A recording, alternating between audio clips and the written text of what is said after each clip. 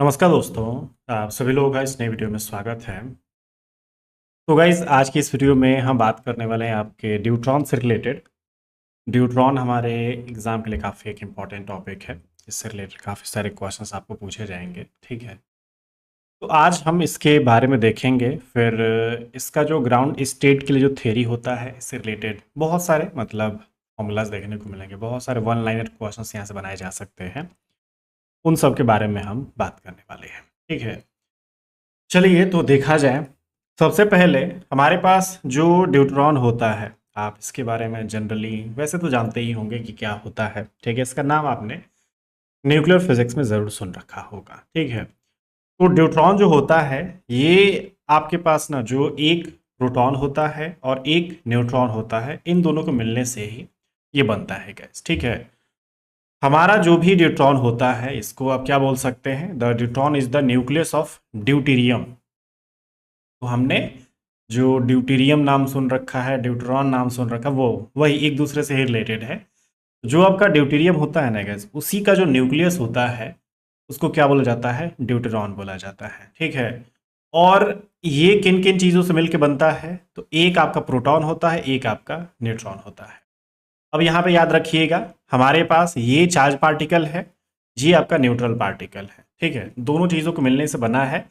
तो अब आपके पास जो ड्यूटेरॉन है, जो कि आपके ड्यूटेरियम का न्यूक्लियस है, उसके पास एक चार्ज पार्टिकल भी है। मतलब कि अब आपके पास जब चार्ज पूछा जाएगा तो चार्ज आप कुछ बोल सकते हैं, क्योंकि मेरे पास प्रोटॉन है, वो एक चार्ज पार्टिकल है। आपका जो न्यूट्रॉन है वो एक न्यूट्रल पार्टिकल है। तो चार्ज किसके कारण आएगा? प्रोटॉन के कारण आएगा गैस, ठीक है। तो हमारे पास जो ड्यूटेरॉन है, अगर आपको पूछा जाए किनके किनके मिलने से बनता है, तो एक न्यूट्रॉन, एक आपका प्रोटॉन, ठीक है। और किसका न्यूक्लियस होता है? वो आपका ड्यूटेरियम का न्यूक्लियस होता है गाइस, ठीक है। हमारे पास जो ड्यूटेरॉन होता है, इसकी मदद से हम क्या कर सकते हैं guys? It is the simplest bound nuclear system and it's study help us understand nuclear forces, ठीक है। तो हमारे पास ना जो एक सबसे सिंपलेस्ट, अगर मैं बाउंड न्यूक्लियर सिस्टम की बात करता हूं, तो ये हमारा न्यूट्रॉन ही प्रोवाइड कर सकता है, ठीक है। सबसे सिंपल से सिंपल जो एक बाउंड, मतलब कि दो आपके पार्टिकल्स रहेंगे, टू बॉडी सिस्टम हम इसको ट्रीट कर सकते हैं। तो ये एक दूसरे के साथ किस तरीके से बंधे हुए हैं, ये सबसे एक सिंपलेस्ट आपका मेथड यहाँ से पता चलता है, ठीक है। तो अगर आप ड्यूट्रॉन के बारे में पता करेंगे, ड्यूट्रॉन के बारे में पढ़ेंगे, तो आप समझिए कि सबसे बेसिक आपका जो बाउंड न्यूक्लियर सिस्टम है, आप उसके बारे में पता कर सकते हैं, उसके बारे में आप स्टडी कर सकते हैं। क्योंकि जैसे जैसे आप अपने न्यूट्रॉन्स प्रोटॉन्स बढ़ाएंगे तो उसमें तो बाउंड होगा, लेकिन वो हमारे लिए काफ़ी कॉम्प्लिकेटेड होगा। लेकिन हमारे पास जो अपना ये ड्यूट्रॉन है, इसमें आप क्या देख सकते हैं? एक प्रोटॉन और एक न्यूट्रॉन। तो बस हमारे पास इतना ही है, और इसी की मदद से हम पूरा का पूरा क्या बना लेंगे? एक बाउंड न्यूक्लियर सिस्टम बना के स्टडी कर सकते हैं, ठीक है। और हमारे पास जो ड्यूट्रॉन होता है, इससे याद रखिएगा, हम अगर न्यूक्लियर फोर्सेस को समझना चाहते हैं तो हमें ड्यूट्रॉन के बारे में पता करना पड़ेगा, ड्यूट्रॉन के बारे में स्टडी करनी पड़ेगी, ठीक है। जैसा कि हमने न्यूक्लियर फोर्सेस के बारे में आपको पिछले कुछ लेक्चर्स में बताया था, जो भी आपके न्यूक्लियर फोर्सेस से रिलेटेड जितने भी इंपॉर्टेंट पॉइंट्स थे, सब कुछ मैंने आपके साथ शेयर करे थे। तो वही है कि अगर आप न्यूक्लियर फोर्सेस के बारे में बढ़िया से डिटेल में जानना चाहते हैं, तो हमें अपना जो ड्यूट्रॉन है उसके बारे में स्टडी करनी पड़ेगी, उसके बारे में बढ़िया से सब कुछ पढ़ना पड़ेगा, ठीक है। तो आपको क्वेश्चन पूछा जा सकता है कि भाई सबसे सिंपलेस्ट न्यूक्लियर बाउंड, जो बाउंड न्यूक्लियर सिस्टम वो कौन प्रोवाइड करता है? तो जो ड्यूट्रॉन है तो वो प्रोवाइड करेगा, उसकी स्टडी से पता चलता है। अगर आप न्यूक्लियर फोर्सेस को समझना चाहते हैं तो सबसे पहले आप किसके बारे में स्टडी करेंगे? तो अपने ड्यूटेरॉन के बारे में स्टडी करेंगे, ठीक है। हमारा जो ड्यूटेरियम का न्यूक्लियस, उसको क्या बोला जाता है? तो उसको हम ड्यूटेरॉन बोला जाता है, ठीक, उसको हम ड्यूटेरॉन बोलते हैं। तो ये आपका यहाँ से क्वेश्चन बन सकता है। अगर हम अपने ग्राउंड स्टेट से रिलेटेड, जो भी आपका ड्यूट्रॉन है उसके ग्राउंड स्टेट से रिलेटेड अगर प्रॉपर्टीज़ की बात करें, कुछ इंपॉर्टेंट प्रॉपर्टीज़ हैं, जिससे कि आपका मास हो जाता है, बाइंडिंग एनर्जी हो जाता है, स्पिन हो जाता है, ठीक है, पैरिटी हो जाता है, मैग्नेटिक मोमेंट हो जाता है, इलेक्ट्रिक क्वाड्रुपल मोमेंट हो जाता है, ठीक है। हमारे पास इसके बारे में भी थोड़ा सा बात करना है, इसके बारे में भी हम थोड़ा सा डिटेल में आपको कुछ चीज़ें बताएंगे, ठीक है ना, अगली क्लासेस में। सबसे पहले देखिए, हमारा जो ड्यूट्रॉन है उसका जो ग्राउंड स्टेट है, उसके लिए जो मास अगर हम बात करते हैं, मास कितना होता है? 1875.6 mega electron volt divided by c square, ठीक है। यहाँ पे ये मेगा इलेक्ट्रॉन वोल्ट है, सी आपका भाई स्पीड ऑफ लाइट है गैस, ठीक है। बाइंडिंग एनर्जी आपका क्या है, बाइंडिंग एनर्जी अप्रोक्सीमेटली आपका 2.224 मेगा इलेक्ट्रॉन वोल्ट होता है। ये डायरेक्ट क्वेश्चंस में आएंगे गाइस। अगर मैं अपने स्पिन की बात करता हूं तो यहाँ पे जो स्पिन होगा वो क्या होता है, स्पिन आपका 1 हो जाता है। तो इस कारण से यहाँ पे ट्रिपलेट स्टेट हो जाता है, क्योंकि आप मल्टीप्लिसिटी कैलकुलेट कर सकते हैं गाइस। मल्टीप्लिसिटी का मतलब क्या होता है, 2s+1 होता है ना, तो 2 × 1+1 तो आपके पास 3 आता है। तो इसका ट्रिपलेट स्टेट होता है। ये सब जो ये स्टेट मैंने बताया मल्टीप्लिसिटी के बारे में जो बात कर रहा हूँ ना, थोड़ा सा आप एटॉमिक एंड मॉलिक्यूलर फिजिक्स में जाइएगा, उसमें जो स्पेक्ट्रोस्कोपिक सिंबल्स हैं, आपके स्पेक्ट्रोस्कोपिक नोटेशंस है, वहाँ पे मैंने सब कुछ डिटेल में बात कर रखी है। ये वाला टर्म जब आप वहाँ पे देखेंगे तो आपको पता चल जाएगा, अगर आप नहीं जानते हैं तो। ठीक है, वैसे तो हम सीरियल वाइज सारे सब्जेक्ट को फॉलो करेंगे तो वो सब तो पहले से जानते रहेंगे। ठीक है, तो nuclear and particle physics, nuclear physics इसी से लास्ट में पढ़ाया जाता है, क्योंकि बहुत सारी जो बेसिक्स होती है पहले ही पढ़ा दी जाती है। ठीक है, तो इसीलिए ये ट्रिपलेट स्टेट आपको ऑटोमेटिकली पता चल जाएगा अगर हम यहाँ पे बात करते हैं स्पिन इज इक्वल टू 1 लेके। ठीक है, यहाँ पे देखिए पैरिटी आपके पास क्या है, इसकी पैरिटी आपकी पॉजिटिव है। ठीक है, या फिर इवन पैरिटी भी हम इसको बोल सकते हैं। आपके पास जो पैरिटी होती है पॉजिटिव या फिर इवन कब होती है, जब हमारे पास L इज इक्वल टू 0 होता है, 2 होता है, 4 होता है। जब इस तरीके की वैल्यूज होती है अपने L की, तो वहाँ पे हमारे पास L इज इक्वल टू मतलब 0 2 4 रखने से आपका पैरिटी इवन या फिर क्या बोलते हैं मतलब पॉजिटिव हो जाता है। ये पैरिटी निकालने का फॉर्मूला क्या है, -1 की पावर L जो अपना होता है, ठीक, पैरिटी इज इक्वल टू। जब आप L की वैल्यू 1 3 5 रखते हैं तो आपके पास नेगेटिव आता है, तो वहाँ पे नेगेटिव हो जाता है, जिसको कि हम ऑड पैरिटी बोलते हैं। लेकिन यहाँ पे क्या है, पॉजिटिव पैरिटी है, मतलब कि जब आपको L की वैल्यू 0 2 रखनी होगी तब आपके पास पॉजिटिव पैरिटी मिलेगी। ठीक है, हमारा जो मैग्नेटिक मोमेंट होता है इसकी क्या वैल्यू होती है, अप्रोक्सीमेट आपका 0.857 म्यू एन। म्यू एन आपका क्या होता है, ये न्यूक्लियर मैग्नेटॉन होता है। ठीक है, न्यूक्लियर मैग्नेटॉन के टर्म्स में ये उसके यूनिट्स में आपका मैग्नेटिक मोमेंट रिप्रेजेंट किया जा सकता है। हमारा जो इलेक्ट्रिक क्वाड्रिपल मोमेंट होता है ये क्या होता है, नॉन जीरो होता है, मतलब इसकी वैल्यू जीरो नहीं होती, कुछ एक नॉन जीरो वैल्यू होगी। और ये क्या रिप्रेजेंट करता है, डिफॉर्मेशन शो करता है, और ये आपका पूरा का पूरा स्फेरिकल नहीं होता है। ठीक है, याद रखिए इलेक्ट्रिक क्वाड्रिपल मोमेंट क्या होता है, नॉन जीरो होता है, जिससे कि हमें डिफॉर्मेशन के बारे में पता चलता है, और वो नॉन स्फेरिकल होता है। ठीक है, स्फेरिकल मतलब नहीं होता है। अगर हम इसके कुछ इंपॉर्टेंट थियोरेटिकल डिस्क्रिप्शन की बात करें तो हमारा जो 2 न्यूक्लियन सिस्टम है यहाँ से बनाया जा सकता है। क्यों, क्योंकि हमने आपको बोला कि एक आपके पास प्रोटॉन है, एक आपका न्यूट्रॉन है, तो हम इसको 2 न्यूक्लियन सिस्टम या फिर 2 बॉडी सिस्टम यहाँ से कंसिडर कर सकते हैं। न्यूक्लियन लिखना थोड़ा सा ज़्यादा आसान रहेगा, क्योंकि न्यूट्रॉन और प्रोटॉन दोनों आपके न्यूक्लियन ही बोले जाते हैं, तो ऑब्वियसली हम इसको 2 न्यूक्लियन सिस्टम के नाम से मतलब जान सकते हैं। ठीक है, तो 2 न्यूक्लियन सिस्टम यहाँ से स्टडी किया जा सकता है, और वो भी किसकी मदद से गाइस, आपका जो भी श्रोडिंगर वेव इक्वेशन होता है उसका एप्लीकेशन करके हम इसके बारे में बढ़िया से डिटेल में सारी चीज़ें पता कर सकते हैं।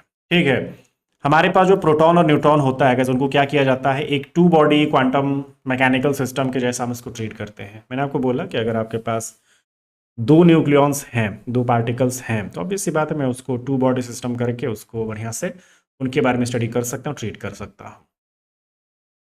हमारे पास और क्या क्या चीज़ें हो जाती हैं guys, use a nucleon potential VR। ठीक है, इसके लिए क्या यूज होता है, न्यूक्लियन पोटेंशियल यूज होता है, क्योंकि दोनों आपके न्यूक्लियन है, तो इन दोनों के बीच में जो भी पोटेंशियल होगा वो न्यूक्लियन पोटेंशियल हम उसको बोल सकते हैं। ठीक है, और ये जो आपका पोटेंशियल होता है न्यूक्लियन पोटेंशियल VR जो आपका है, ये क्या है, सेंट्रल प्लस टेंसर कंपोनेंट आपके पास होता है। ठीक है, इसमें 2 कंपोनेंट आपके इंक्लूडेड होते हैं, एक आपका सेंट्रल भी होता है और एक आपका टेंसर वाला भी होता है, मतलब कि इसमें कई सारे डायमेंशंस यहाँ पे हो सकती हैं। ठीक है, अगर हम इसके श्रोडिंगर वेव की बात करें तो ऑब्वियसली सिंपल सा मतलब है, हमारा जो भी श्रोडिंगर वेव इक्वेशन होता है उसको यूज कर लेंगे, लेकिन जहाँ पे ये -h×2m जो होता है वहाँ पे अब म्यू करना पड़ेगा, क्योंकि मैं 2 पार्टिकल्स लेके चल रहा हूँ, 2 बॉडीज में लेके चल रहा हूँ गाइस। ये जो आपका ये म्यू है, रिड्यूस मास है अपने जो भी प्रोटॉन न्यूट्रॉन में लेके चल रहा हूँ। ठीक है, और जो रिड्यूस्ड मास होता है उसकी वैल्यू क्या होती है, m1 m2 divided by m1 plus m2। ठीक है, और यहाँ पे वैसे तो हम जानते हैं कि मास ऑफ प्रोटॉन और मास ऑफ न्यूट्रॉन है, तो आपका जो रिड्यूस मास होगा mp/mn divided by mp plus. ठीक है, तो अगर इसका श्रोडिंगर वेव इक्वेशन रखना होगा तो कुछ इस तरीके से रख सकते हैं, -h×2 mu del square plus VR, ये वही पोटेंशियल जो हम देख रहे थे यहाँ पे न्यूक्लियर जो पोटेंशियल है आपके पास। ठीक है, फिर आपके पास ये साई आर जो अपना वेव फंक्शन होगा is equal to E psi R. ठीक है, तो ये जो आपका श्रोडिंगर वेव इक्वेशन है वही टाइम इंडिपेंडेंट वाला हमने श्रोडिंगर वेव इक्वेशन यहाँ पे रखा है। नेक्स्ट अगर हम बात करेंगे यहाँ पे सेंट्रल एंड टेंसर फोर्सेस, यहाँ पे हम थोड़ा सा स्टडी कर सकते हैं, मतलब थ्योरी जब पढ़ेंगे तो ये सब चीज़ें पता चलती हैं। हमारे यहाँ पे जो न्यूक्लियर फोर्स इसमें लगता है ना गाइस, वो प्योरली सेंट्रल नहीं होता है। ठीक है, याद रहे हमारे पास अगर न्यूट्रॉन के बारे में बात करी जाएगी, उससे अगर रिलेटेड स्टडी करेंगे तो हम वहाँ पे जो न्यूक्लियर फोर्स जब पढ़ेंगे ना, तो वो जो एक उसका शेप होगा प्योरली सेंट्रल नहीं होता है। एंड और tensor force component is needed to explain. ठीक है, जैसे कि मैंने आपको ऊपर भी बोला कि हमारे पास एक सेंट्रल कंपोनेंट और एक आपका टेंसर कंपोनेंट जरूरत होगी। तो अगर आप टेंसर कंपोनेंट मतलब अपना जो फोर्स है उसको अगर आप स्टडी करना चाहते हैं तो हमें एक टेंसर वाला भी फोर्स यहाँ पे कंपोनेंट रिक्वायर्ड होगा, तभी हम उसके बारे में स्टडी कर सकते हैं। ठीक है, तो हमारा जो टेंसर फोर्स कंपोनेंट होगा वो किसको एक्सप्लेन करने के लिए जरूरत पड़ेगा गैस, किस लिए वो मतलब जरूरी हो जाएगा। तो आपके पास जो ड्यूट्रॉन्स नॉन जीरो क्वाड्रपल मोमेंट होता है उसको अगर आप स्टडी करना चाहते हैं, उसको एक्सप्लेन करना चाहते हैं, तो हमें टेंसर फोर्स कंपोनेंट की जरूरत पड़ेगी। ठीक है, हमारे पास जो ड्यूट्रॉन था उसका जो क्वाड्रपल मोमेंट हमने बताया ना आपको कि वो नॉन जीरो वैल्यू होती है, वही है। आपसे पूछा जा सकता है कि भाई उसके लिए किस टाइप के फोर्स कंपोनेंट की जरूरत पड़ती है, तो वो आपका टेंसर फोर्स कंपोनेंट होता है, जिससे कि आप अपने ड्यूट्रॉन के नॉन जीरो क्वाड्रपल मोमेंट को आप एक्सप्लेन कर सकते हैं, स्टडी कर सकते हैं। ठीक है, और यहाँ पे जो टेंसर वाला फोर्स कंपोनेंट होगा इससे क्या पता चलेगा, आपके पास जो S and D orbital components है उनको भी आप मिक्स कर सकते हैं, उनकी मिक्सिंग हम यहाँ से एक्सप्लेन कर सकते हैं। ठीक है, अगर हम अपने वेव फंक्शन की बात करते हैं तो वेव फंक्शन आपका क्या हो जाएगा गाइस, हमारे पास एक डी वाला और एक आपका एस वाला जो ऑर्बिटल कंपोनेंट उनके मिलने से यहाँ पे बनेगा। ठीक है ना, तो उनका जो भी स्पेक्ट्रोस्कोपिक जो टर्म होगा, आपका जो एस वाला है वो 3s1 बन जाएगा और एक आपका जो डी वाला है वो आपका 3d1 बन जाएगा। आप इस टाइप का जो नोटेशन वो तो जानते हैं ना, वो नोटेशन कैसा होता है गाइस, 2s+1 lj, मतलब ये जो है 2s+1 मल्टीप्लिसिटी को रिप्रेजेंट करता है, ये आपका l आपका जो भी ऑर्बिट होता है, मतलब l की वैल्यू पे डिपेंड करता है। अगर आपका l इज 0 होता है तो यहाँ पे s दिखता है, l इज 1 होता है तो यहाँ पे p हो जाता है। ठीक है, अब यहाँ पे s दिख रहा है मतलब कि l इज 0, यहाँ पे d दिख रहा है मतलब कि l इज 2, ये इस तरीके से हम बात करेंगे। ठीक है, यहाँ पे जो j होता है ये क्या होता है भाई, टोटल एंगुलर मोमेंटम। तो इसमें क्या है, यहाँ पे j इज 1 है, यहाँ पे भी j इज 1 है, इसमें भी s इज 1 है, इसमें भी s इज 1 है,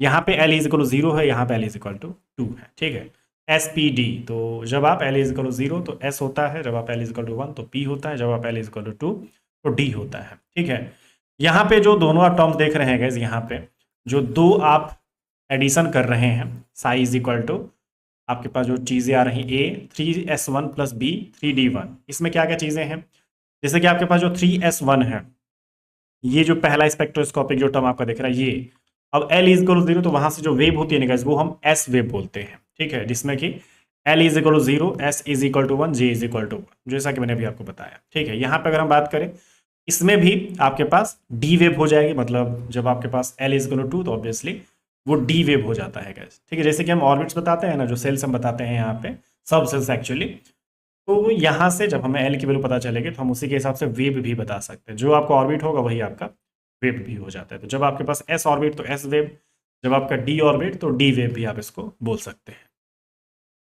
तो आपका l is equal to s is equal to 1, j is equal to 1, ये आप अपने 3d1 से और 3s1 से निकाल सकते हैं। ठीक है, ये जो आपका 3s1 वाला जो कंपोनेंट है ये क्या होता है, डोमिनेंट कंपोनेंट होता है, थोड़ा सा ये ज़्यादा यूजफुल होता है, ये ज़्यादा डोमिनेंट रहता है यहाँ पे।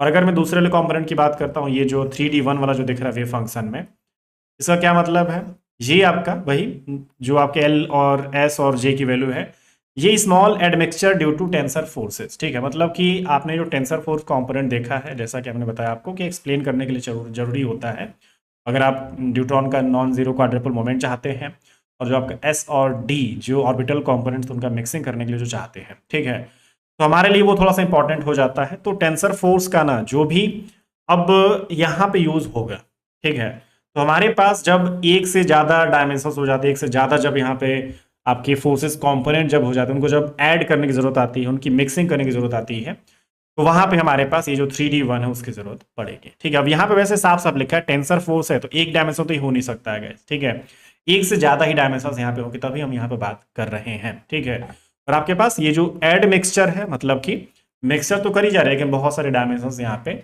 हम ऐड कर रहे हैं, बहुत सारे यहाँ पे मतलब जो कंपोनेंट उनकी बात कर रहे हैं साथ में हम लेके चल रहे हैं। ठीक है, इसमें एक ही है लेकिन 3D1 वाले में बहुत सारे आपके कंपोनेंट्स यहाँ पे हो सकते हैं टेंसर फोर्स के कारण। ठीक है, इसका मतलब थोड़ा सा ही मिक्सचर होता है, ज़्यादा यूज मतलब ज़्यादा मिक्सचर नहीं हो पाता, स्मॉल मिक्सचर होते यहाँ पे होता है। ठीक है, और ये जो ए और बी दिख रहे हैं आपको वेव फंक्शंस में, ये जो ए और बी है ये क्या है, वही मिक्सिंग एम्पलीट्यूड्स हैं आपके पास। जब भी अपना 3S1 और 3D1 मतलब जो भी आपके कंपोनेंट्स है, अगर आप मिक्सिंग कर रहे होंगे एस और डी वाले कंपोनेंट की मिक्सिंग कर रहे होंगे, तो उसके लिए मिक्सिंग कंपोनेंट्स जो भी होते हैं उनके लिए मिक्सिंग एम्पलीट्यूड की जरूरत पड़ती है, तो वो ए और बी हो जाता है। ठीक है, यहाँ पे देखिए जो आपका एस स्टेट है dominates 95%, but the D state is essential to explain observed properties like the quadrupole movement. ठीक है, जैसा कि मैंने आपको बोला कि जो आपका एस स्टेट है वो आपका डोमिनेट करता है, ज़्यादा डोमिनेटिंग है। ठीक है, तो ये 95% तो ये काम करता है, लेकिन अगर आप अपना जो यहाँ पे न्यूट्रॉन का क्वाड्रपल मोमेंट जानना चाहते हैं, उस टाइप की प्रॉपर्टी जानना चाहते हैं, तो हमारे लिए डी स्टेट भी ज़रूरी हो जाता है। तो अगर आपके पास डी स्टेट है तो आप क्वाड्रपल मोमेंट अपने न्यूट्रॉन का एक्सप्लेन कर सकते हैं, उसके बारे में बात कर सकते हैं। ठीक है, लेकिन सारा काम वैसे कौन सा कर देगा स्टेट, वो आपका एस स्टेट है जो कि 95% तक काम कर देता है। ठीक है, नेक्स्ट अगर हम यहाँ पे बात करेंगे स्पिन इन पैरिटी, तो स्पिन आपकी टोटल वही 1 हो जाएगी। ठीक है, जे आपने देखा हर जगह दोनों जगह 1 था, 3S1 और 3D1। ठीक है, तो जे आपका स्पिन टोटल स्पिन मतलब टोटल एंगुलर मोमेंटम जो आप बोलना चाहते हैं।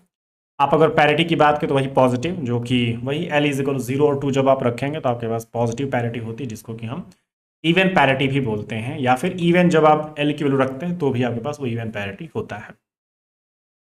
हमारा जो न्यूट्रॉन होता है वो ट्रिपलेट स्टेट में होगा, क्योंकि जब आप S इज इक्वल टू 1 लेके चल रहे हैं तो ऑब्वियसली वहाँ पे जो स्टेट होगा वो आपका ट्रिपलेट स्टेट होगा गैस। ठीक है ना, यहाँ पे भी 3 है, यहाँ पे भी 3 है, तो 2S + 1 इज इक्वल टू 3, मतलब S की वैल्यू हम बार बार 1 यूज कर रहे हैं, तो इस कारण से हमारे पास जो स्टेट होगा मल्टीप्लिसिटी होगी वो आपके ट्रिपलेट स्टेट होगी। ठीक है, और देखिए यहाँ पे S इक्वल 0 क्यों नहीं यूज कर रहा है गाइस। ठीक है ना, हम क्यों नहीं यूज कर रहे हैं, why no bound singlet state S is equal to 0। अब जैसे S इज इक्वल टू हम 1 तो यूज कर रहे हैं, लेकिन S इज इक्वल 0 क्यों नहीं यूज करें, तो देखिए क्या मतलब है, the singlet state 1S not. ठीक है, मतलब कि यहाँ पे S is equal to 1/2, L is equal to 0, और आपके पास ये जो नहीं, यहाँ पे S इज इक्वल टू 1/2 नहीं, S इज इक्वल टू 0 होगा गैस। जब यहाँ पे 1 है तो ये वाला 0 होना पड़ेगा, तो S इज इक्वल टू 0, तब आपके पास 1S नॉट, इसके पास कोई भी बाउंड सॉल्यूशन नहीं है गैस। ठीक है, याद रहे आपसे क्वेश्चन पूछा जाएगा कि हमारा जो S इज इक्वल टू 0 है यहाँ पे क्यों नहीं यूज किया गया है, क्यों हम इसको यूज नहीं करें अपने इस क्वेश्चन में न्यूट्रॉन को एक्सप्लेन करने के लिए।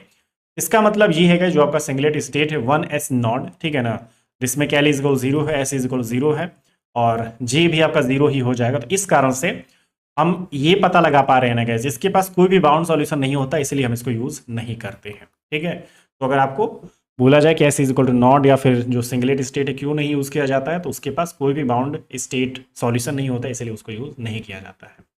ठीक है, it's only a scattering state implies nuclear force is spin dependent. और वैसे भी याद रखिए कि हमारे पास ये एक स्कैटरिंग स्टेट ही बस होता है, और इस कारण से हमारा जो न्यूक्लियर फोर्स होता है ना वो स्पिन डिपेंडेंट हो जाता है। ठीक है, तो ये कुछ आपके यहाँ पे रिलेशंस पता चल सकते हैं इसके बारे में। कुछ अगर थोड़ा सा शॉर्टकट में देखें समरी यहाँ पे क्या हो सकती है गाइस, हमारे पास जो न्यूट्रॉन होता है bound due to strong attractive nuclear forces. ठीक है, तो हमारे पास जो न्यूट्रॉन है उसमें काफ़ी ज़्यादा स्ट्रॉन्ग न्यूक्लियर फोर्स वहाँ पे काम करता है, स्ट्रॉन्ग अट्रैक्टिव न्यूक्लियर फोर्स होता है गैस। ठीक है, जिससे कि न्यूट्रॉन और प्रोटॉन आपस में बंधे रहते हैं, वहाँ पे पूरा पूरा एटम आपके पास क्रिएट हो पाता है।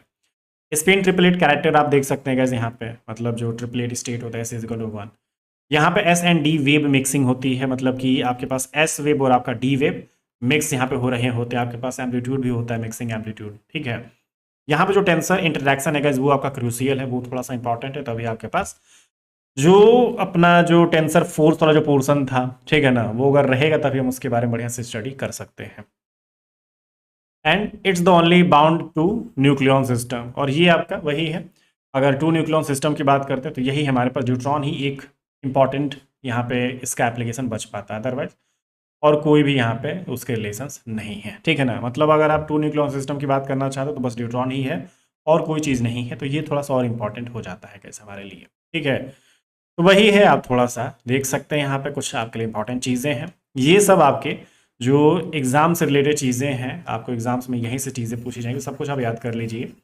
यही है आपके पास जो टेंसर फोर्स कंपोनेंट आप देख सकते हैं यहाँ पे किस लिए इंपॉर्टेंट है। ठीक है ना, तो टेंसर फोर्स कंपोनेंट जो आपका नॉन जीरो क्वाड्रपल मोमेंट जो न्यूट्रॉन का है वो एक्सप्लेन करने के लिए ज़रूरत है, और आपका S and D orbital components उसकी मिक्सिंग के लिए ज़रूरत है। ठीक है, तो टेंसर फोर्स कॉम्पोनेंट हमारे लिए इंपॉर्टेंट। अगर ये नहीं रहेगा तो थोड़ा सा हम इसके बारे में स्टडी नहीं कर सकते हैं। ठीक है, तो हमारा जो टेंसर इंटरेक्शन है, टेंसर कॉम्पोनेंट है, वो हमें चाहिए ही, यहाँ पे एकदम चाहिए ही चाहिए। वो हमारे लिए एकदम क्रूसियल है, तभी हम इसके बारे में बढ़िया से स्टडी कर सकते हैं। ठीक है, उम्मीद है आपको समझ में आ गया है। चलिए, थैंक यू सो मच। अगली क्लास में और भी जो इसके कॉन्सेप्ट है उसके बारे में बात करेंगे। ठीक है, टेक केयर, बाय बाय।